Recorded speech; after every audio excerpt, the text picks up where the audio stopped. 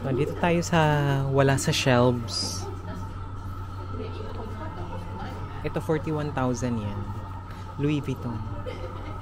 So, ito yung medyo affordable na part ng luxury items dito sa Book Off. Ito naman 26,000 yan.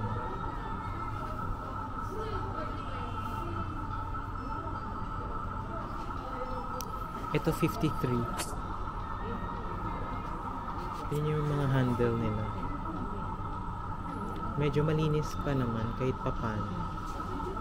53. So, ito 72,000 yan. May dust bag pa yan sa loob. Ayan. Ito 60,000 yan.